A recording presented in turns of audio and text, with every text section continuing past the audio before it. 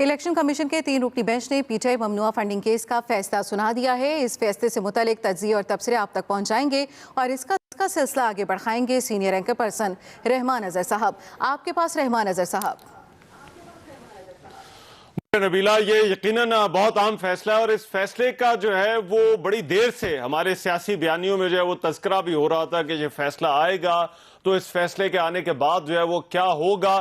फैसला जो आया है, ऐसा लगता है कि पाकिस्तान तहरीक इंसाफ जो इलेक्शन कमीशन के साथ उनके मामला जिस तरह से चल रहे थे, उनके जो खदशात थे इस फैसले के हवाले से, वो जो है वो खदशात वही निकले हैं। पीटीआई पर बैरून मुल्क से ममनुआ फंडिंग का जो इल्जाम था, जो प्रोहिबिटेड फंडिंग की जो बात की जा रही थी, इलेक्शन कमीशन ने जो अपना फैसला जारी किया, उस फैसले के मुताबिक इसमें कहा गया है कि पाकिस्तान तहरीक इंसाफ ने ये ममनुआ फंडिंग के जो इन पर इल्जामात थे, वो इल्जामात इन पर जो है वो साबित हुए हैं और इसके बाद उन्होंने पाकिस्तान तहरीक इंसाफ को एक शो कॉज नोटिस जारी करने का जो है वो फैसला किया है। लेकिन ये फैसला अपनी जगह पर है।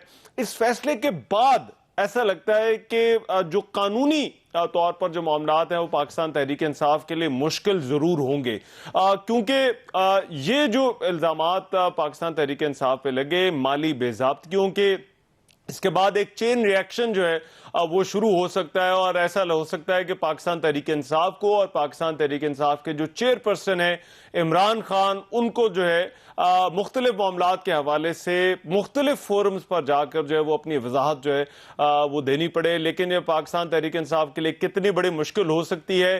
फिर मुस्लिम लीग नून और पाकिस्तान पीपल्स पार्टी के हवाले से भी मुतालबा किया जा रहा है कि उनके भी फॉरेन फंडिंग केस का या उनके भी माली बेज़ाब्तियों का जो मामला है उस पर इलेक्शन कमीशन जो है वो फैसला सुनाए। और क्या ये एक नया प्रेसिडेंट जो है वो सेट होने जा रहा है, नई नजीर जो है वो कायम होने जा रही है, और क्या ये सिर्फ पाकिस्तान तहरीक इंसाफ का मामला है या बाकी जमातों का भी मामला है। बहरहाल आज के दिन ये पाकिस्तान तहरीक इंसाफ के लिए बड़ा अहम है। ये कानूनी मामलात अब पाकिस्तान तहरीक इंसाफ के लिए बतौर पार्टी और जो पार्टी के चेयरपर्सन है इमरान खान, उन पर किस तरह से असरअंदाज होंगे, इन्हीं कुछ सवालात का जो है वो इस ट्रांसमिशन में हम जो है वो जायजा लेंगे। मेरे साथ आमिर इलियास राना साहब इस्लामाबाद स्टूडियोज में मौजूद हैं, मोहम्मद इलियास हमारे लाहौर से जो है वो मुझे जो है वो ज्वाइन कर रहे हैं, फैसल हुसैन मेरे साथ कराची से मौजूद है और जावेद चौधरी साहब मेरे साथ टेलीफोन लाइन पर जो है वो मौजूद है। मैं ज़रा इस जो बहस का आगाज़ है सबसे जो है वो बात करेंगे, लेकिन आगाज़ जावेद चौधरी साहब आपसे कर लेते हैं। ये कितनी बड़ी मुश्किल लग रही है आपको पाकिस्तान तहरीक इंसाफ के लिए और ख़ास तौर पर जो पार्टी चेयरपर्सन है इमरान खान, उनके लिए? देखें, ये जो इलेक्शन कमीशन है ये कानून के मुताबिक चल रहा है। इस वक्त ये आइन को, कानून को वायलेट करने की कोशिश नहीं कर रहा। ये कानून यही कहता है कि पहले आप शो काज नोटिस देंगे और पूछेंगे कि ये जो फंड्स हैं आप इनकी तफसील दें और ये बताएं कि ये अगर 351 कोई मुख्तलिफ कॉरपोरेशन या मुख्तलिफ कंपनीज हैं तो इन्होंने कैसे आपको पैसे दे दिए, और ये जो 34 दूसरे फॉरेन नेशनल्स हैं उनके पैसे आपके पास कैसे आ गए। वोटर क्लब जो है वो चैरिटी मैचेस करवा के तो एक पॉलिटिकल पार्टी को पैसे क्यों ट्रांसफर करता रहा, और दूसरा जो अन्य फैमिली है उसकी तरफ से इतने पैसे क्यों आए, जबकि वो भी एक पॉलिटिकल एक्सपोज फैमिली है और आप पाकिस्तान की सबसे बड़ी सियासी जमात हैं। तो एक पॉलिटिकल एक्सपोज फैमिली ने एक दूसरे मुल्क की सियासी जमात को पैसे क्यों दे दिए। तो ये शो काज जो है वो डेफिनेटली इसका जवाब ये पीटीआई देगी और उसके बाद ये जो केस है ये वजारत दाखिला में जाएगा और ये फैसला राना सनाउल्लाह साहब ने कर रहा है। अब वही राना सनाउल्लाह साहब जिनके बारे में इमरान खान साहब जो कुछ कहते रहे वो आप सबके सामने है। तो वजारत दाखिला जो है ना, इसका एक रेफरेंस बना के वजारत कानून और उसके बाद वजारत कानून जो है वो इसे सुप्रीम कोर्ट ऑफ पाकिस्तान में लेके जाएगी और वहां पे इसका फैसला होगा कि ultimately supreme court of Pakistan ने ही डिसीजन करना है। इलेक्शन कमीशन ही याद रखें कि वो एक इदारा है, फोरम है, वो अदालत नहीं है।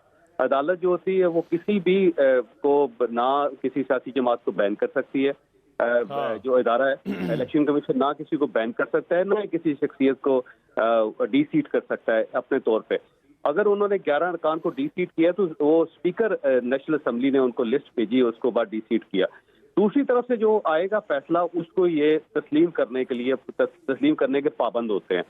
अब जो फैसला वजारत दाखिला करेगी, अगर तो उसको ही इम्प्लीमेंट करेंगे, और दूसरा अगर सुप्रीम कोर्ट की तरफ से कोई फैसला आएगा तो उसको इम्प्लीमेंट करेंगे। इलेक्शन कमीशन ने किसी भी पार्टी को जावेद चौधरी साहब, क्या हुकूमत, देखिए ये मुख्तलिफ दोनों तरफ से जो है वो ये सुनने को मिलता है कि बहुत बड़ी पॉलिटिकल पार्टी है और ऐसा करना जो है वो हमारे सियासी कल्चर के लिए जो है मुनासिब नहीं होगा। हुकूमतें भी थोड़ा हिचकिचाती रही और ये क्योंकि बहुत ही गैर मामूली सूरत हाल होगी और ये कोई मतलब टीएलपी के हवाले से बात हुई, उस पर जो है वो हमने थोड़ा बहुत देखा, लेकिन वो मामला जो है वो फिर वापस आ गया था। तो क्या हुकूमत इस हद तक आगे जाएगी कि जहां पर हुकूमत जो है वो इस पार्टी को बैन करे या इसको डिसबैंड कर दे? देखिए, एक इसका इखलाकी पहलू है, एक सियासी पहलू है और एक कानूनी पहलू है। इखलाकी पहलू ये है कि सब सियासतदानों को इकट्ठा चलना चाहिए, सोसाइटी के अंदर पोलराइजेशन नहीं होनी चाहिए, किसी ने गलती कर दी उसको माफ कर देना चाहिए, ये होता है इखलाकी पहलू। सियासी पहलू ये है कि मियां नवाज शरीफ पार्टी के प्रेसिडेंट थे और प्रेसिडेंट की हैसियत से उन्होंने सेनेट के इलेक्शंस में टिकट जारी किए थे, लेकिन एक फैसला आया फौरी तौर पे कि एक शख्स जो डिसक्वालीफाई हो रहा हो या जिसके खिलाफ कोई फैसला कर दिया गया अदालत ने, तो वो पार्टी का हेड नहीं हो सकता। तो वो टिकट जो उन्होंने सेनेट के लिए दिए थे अपने उम्मीदवारों को, वो टिकट तक साकत हो गए और सेनेटर्स को आजाद इलेक्शन लड़ना पड़ गया। अच्छा। एक नजीर यहाँ पे मौजूद है हमारे पास। इसी तरह पाकिस्तान पीपल्स पार्टी पर पाबंदी लगी थी, पाकिस्तान पीपल्स पार्टी फिर पैट्रियाट, बल्कि पाकिस्तान पीपल्स पार्टी पार्लियामेंटेरियन बनी थी और वो उसके बाद वो बन गई। तो ये जो पाकिस्तान के अंदर नजीरें इस टाइप की मौजूद है, जिसमें 4 पी थे। हाँ जी, अगर इमरान खान साहब पे पाबंदी लगती है या पीटीआई पर पाबंदी लगती है तो एक नई जमात बन जाएगी, वो ऐसा इशू नहीं है। और तीसरा जो ना कानूनी इशू है, ये याद रखें कि अगर फर्ज करें अब्दुस्तार ईदी पाकिस्तान के सबसे मोअज़्ज़ज़ आदमी थे, अगर वो भी कत्ल कर देते तो क्या अब्दुस्तार ईदी की हैसियत से उनके खिलाफ 302 नहीं होना चाहिए था या उनको सजा नहीं होनी चाहिए थी? जो कानूनी पहलू होता है वो रहमान साहब बिल्कुल डिफरेंट होता है, उसमें आपने कानून को इंश्योर करना होता है। और इमरान खान साहब हमेशा इसके दाई हैं, वो हमेशा ये कहते हैं कि हर वो माशरा तबाह हो जाता है जिसमें बड़े के लिए कानून और हो और छोटे के लिए कानून और वो रसूल अल्लाह सल्लल्लाहु अलैहि वसल्लम की मिसाल देते हैं कि अगर फातिमा बिन्त मोहम्मद भी चोरी करती तो उनका हाथ भी काट दिया जाता। तो अब वो जो इनका अपना नैरेटिव है उसका भी जवाब देना है इमरान खान साहब ने। तो मेरा ख्याल है मैं खुद ये समझता हूँ कि जब तक कानून की पासदारी नहीं होगी मुल्क नहीं चल सकेगा। तो गलती अगर इमरान खान साहब ने की है, जुर्म अगर पीटीआई ने किया है तो उसको सजा होनी चाहिए। ठीक।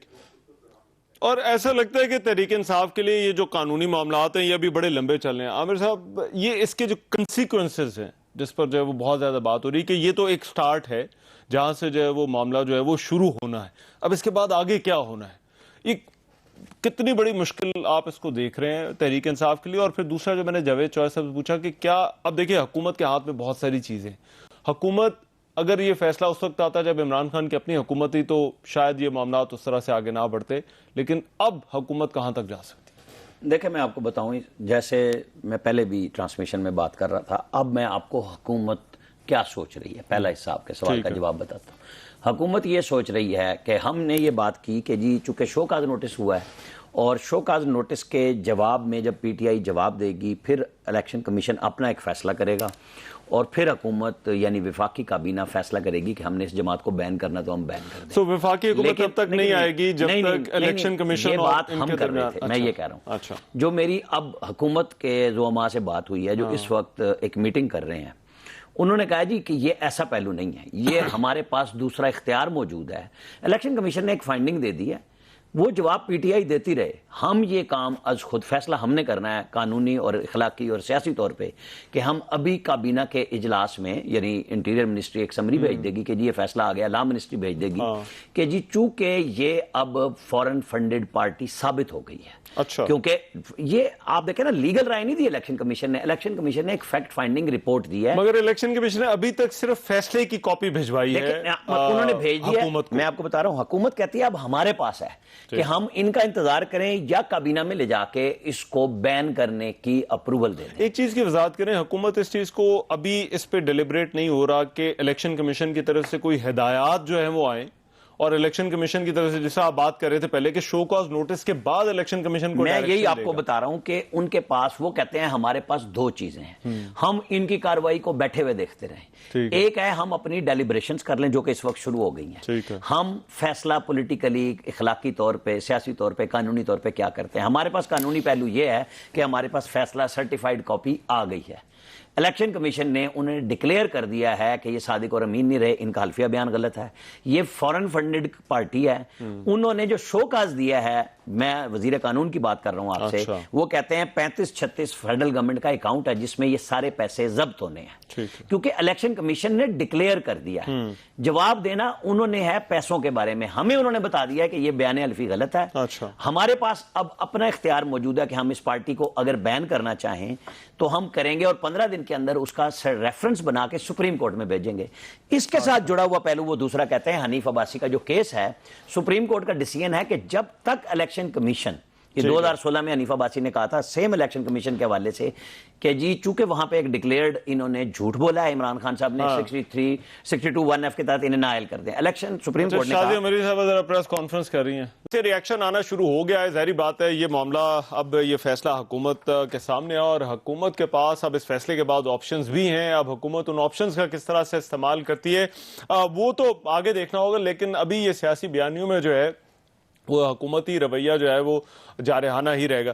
आमिर साहब आप जरा वो बात कर लें हनीफ अब्बासी केस की, फिर मैं मोहम्मद इलियास और फैसल के पास भी जो है वो उनसे भी राय लेता। देखिए हनीफ अब्बासी ने 2016 में सुप्रीम कोर्ट में केस किया था, जो मैं बता रहा था कि 62(1)(f) के तहत इमरान खान को नायल किया जाए कि इन्होंने इलेक्शन कमीशन में झूठ बोला है। ठीक है। सुप्रीम कोर्ट ने कहा कि नंबर 1 हम 184(3) के तहत इस केस को इसलिए नहीं ले रहे कि अभी तक इलेक्शन कमीशन की कोई फाइंडिंग नहीं आई।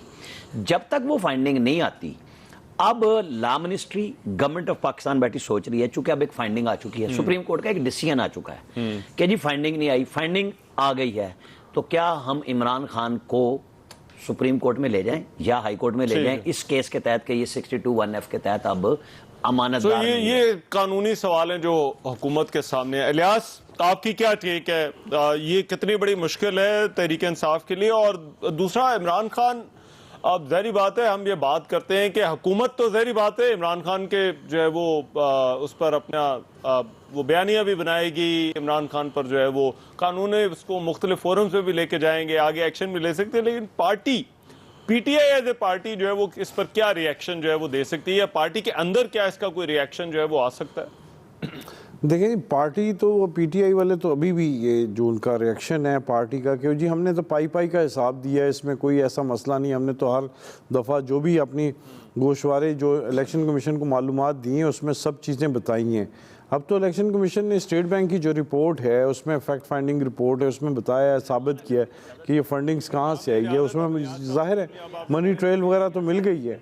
अब उनको तो इनके लिए तो मुश्किल हो गई है पीटीआई मैं की। आपसे पूछना चाहूंगा कि अभी एक खबर लाहौर से आई है कि इमरान खान ने काफ लीग के किसी भी सूबाई वजीर का भी 10-9 में से किसी को भी सूबाई वो कैबिनेट में रखने से इनकार कर दिया है। बिल्कुल। और चौधरी शुजात की तरफ से ऑफर आई है कि आपने गलत किया। कोई ये आपके पास से लाहौर से ही खबर आई है, कोई इस पे भी साथ साथ बात कर लें। अच्छा, पॉलिटिकल पहलू भी साथ राणा साहब ने भी कहा मैं भी सवाल पूछ लूं, बट दोनों सवालों का वो आई है। उन्होंने कल दिए अपनी जो लिस्ट दी है कि मिनिस्टर जो काबीना में मिनिस्टर शामिल किए जाएंगे, उसमें पीटीआई के तमाम मिनिस्टर हैं जो है एमपीएस हैं, उसमें कोई काफली का शामिल नहीं किया गया। पहले के बुज़दार जो गवर्नमेंट थी उसमें 2 फिर भी मेंबर थे जिनको मिनिस्टर बनाया गया था, लेकिन अब जो लिस्ट दी गई है उसमें 18 जो अरकान हैं उनमें अभी तक कोई नाम नहीं आया इनका। तो ये काफली के लिए एक बड़ी हैरानगी की बात है कि इतना साथ दिया उसके बावजूद भी उनको कोई मिनिस्टर उनका नहीं लिया जा रहा है इस कैबिनेट में। तो इस बारे में देखें, अब दूसरे कैंप से जो उनके चौधरी शुजात के कैंप से फिर भी कहा गया है कि अब भी वापस आ जाएं तो यही स्टेटस उनको मिलेगा। अच्छा। उनको कहा था कि एतमाद ना करें इस पर, इमरान खान पर। तो वो ये सूरत हाल है। ये एक बड़ी पंजाब में एक दफ़ा फिर जैसे पहले होती थी कि कोई मिनिस्टर नहीं बनाते थे, तो अब ये पंजाब में एक दफ़ा फिर शामिल हो गया। परवेज इलाही के पास है, वो तो सबका तो परवेज इलाही के पास, वो तो उनके पास सारी वजारतें हैं, लेकिन ना ये लेकिन परेशानी की बात तो होती है ना कि जाहिर है उनके किसी 10 अरकान में से एक बंदे को भी नहीं लिया गया। अगर ले लेते तो उनमें से कौन सा फर्क पड़ता है? ये भी देखिए ये कितना गैर मामूली है कि 10 मेंबर्स के साथ जो है वो वजीर आला हैं, और उनको दोनों तरफ से ऑफर्स थी, नून लीग की तरफ से भी ऑफर थी और लेकिन अगर आप पीटीआई की तरफ से भी जो है वो देखें, offer मंजूर भट्टू जैसे थे ना 17 के साथ, 17 जब के उन्होंने साथ थे। पीपल्स पार्टी से ली थी तो रियाज फतेहाना जो उनके साथ थे, फिर वजीर तालीम वो आप बन लोगों गए की थे। इजाजत वापस इलेक्शन कमीशन और ये ममनुआ फंडिंग वाले इशू पे आ जाते हैं। मैं फैसल, यही जो चीज जो अभी हम डिस्कस कर रहे हैं कि पाकिस्तान तहरीक इंसाफ और ये फाइनेंशियल टाइम्स की जब स्टोरी आई थी तो उस वक्त भी ये बात, और स्टोरी के अंदर भी लिखा था कि इमरान खान की जो फॉलोइंग है और जो उनका वोटर और सपोर्टर है उसको इन चीज़ों से फ़र्क नहीं पड़ता। और ये हमने देखा है कि माजी में पाकिस्तान तहरीक इंसाफ के हवाले से और इमरान खान के हवाले से जो इल्ज़ामात थे, पाकिस्तान तहरीक इंसाफ का जो वोटर है वो हर सूरत इमरान खान के साथ ही खड़ा होता है। तो क्या पार्टी के लिए सियासी तौर पर आपको ये जो आज का फैसला है या इसके बाद जो कानूनी कार्रवाई चलेगी, क्या उसमें कोई सियासी तौर पर पॉलिटिकली कोई डेंट नजर आता है? इसका एक जुमले में जवाब लें तो तहरीक इंसाफ जो है और मजबूत होगी। फर्क तो पाकिस्तान में किसी भी पार्टी के वोटर और सपोर्टर पे नहीं पड़ता। जरदारी साहब की जो बातें सामने आई, आज तक पीपल्स पार्टी के वोटर या सपोर्टर पे फर्क पड़ा? मुस्लिम लीग को देखते आज तक फर्क पड़ा?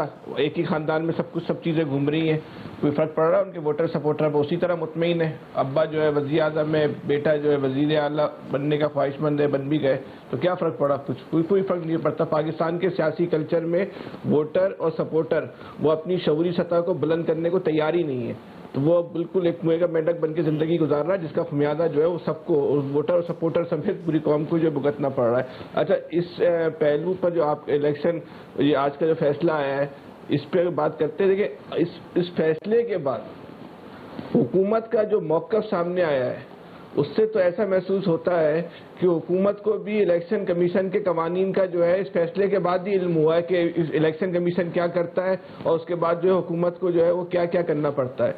हद तो ये है, कल तक की तारीख में इलेक्शन कमीशन के जो साबका अहदेदार हैं, जो साबका आला सतह के में जो अहम मुद्दों पे बैठे रहे, वो जो टीवी पर बैठ के बातें कर रहे थे, उनमें से भी किसी ने ये नहीं बताया था।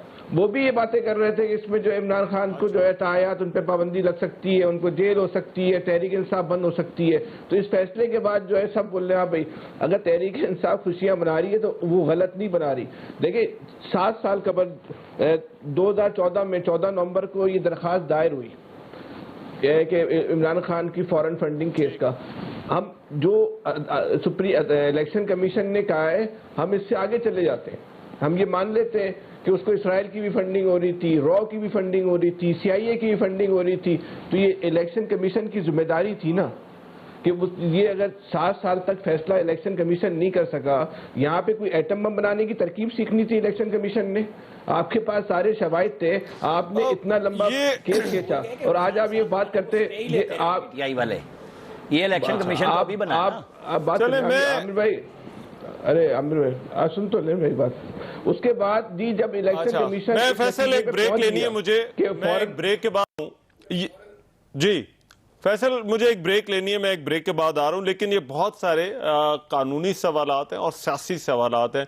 सियासी सवालात पर तो हम यहाँ पर बात कर रहे हैं, हमारा पैनल हमारे साथ है, लेकिन कोशिश करेंगे जो कानूनी सवालात हैं उन पर भी जो है वो कुछ वकला से बात हो, ताकि ये मामला अब आगे यहाँ से किस तरफ जा सकता है इस पर थोड़ी क्लैरिफिकेशन है। एक ब्रेक के बाद वापस आ रहे हैं।